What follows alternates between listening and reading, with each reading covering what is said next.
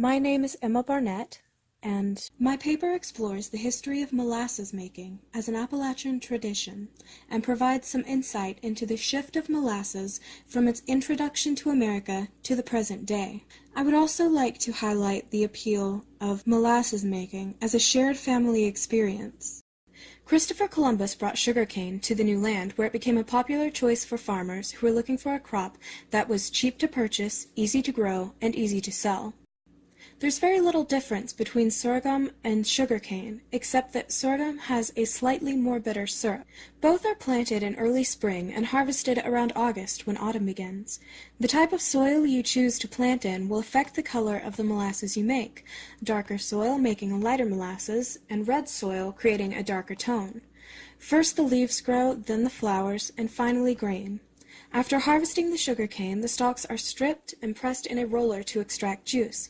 The juice is then strained, sometimes twice to ensure most of the pulp is gone, and put in a pan that typically spans anywhere from 8 to 10 feet in length and approximately half a foot wide. The juice is boiled for several hours, and the makers skim the surface during this time to clear more impurities. A well-seasoned cook knows when the molasses is done through instinct, but most prefer to use a thermometer to check the temperature. If the molasses cooks for too long, it will scorch and become thick like taffy. While America was late to join other countries in sugar production, they were quick to make up the deficit. At one point in time, colonial settlers were able to produce so much molasses that they referred to it as sticky garbage and threw millions of gallons into the ocean annually. What they kept was used to feed slaves, make mortar, feed livestock, and occupied their own pantries as a staple in most meals and recipes. Once Americans learned how to use molasses to make rum, things really got going. They began to produce so much rum that England, their main liquor supplier, raised taxation, and the already tense relationship between the two countries worsened. Several historians purport that this was the final straw that would ultimately kick off the Revolutionary War. Most of the families that still create their own molasses agree that too much importance has been placed on commercializing the product, and an American tradition is being lost.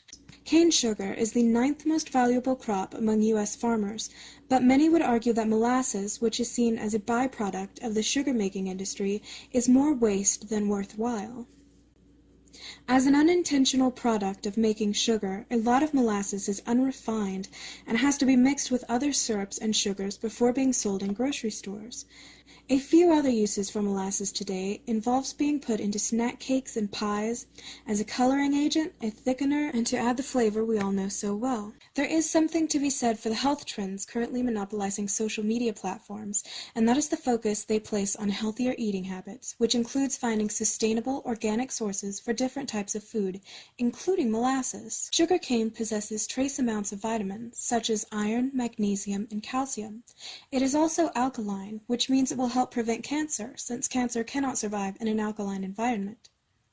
In a society like today's, where we have to continuously remind and force ourselves to take a break and rest, the waiting and watching of molasses making is one of the rare instances where time seems to slow down, and you find yourself relaxing without realizing it, taking time that you otherwise may not have to catch up with relatives that you haven't seen in years, and share with them this nostalgic experience.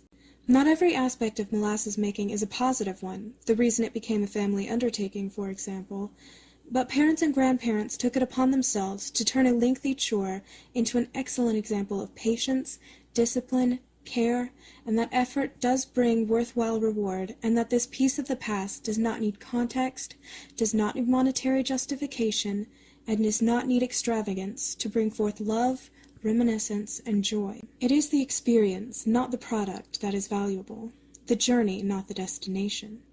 A tradition is about a customary action that would not be possible without the involvement of people, and in this case, the people are what make the experience fulfilling in itself.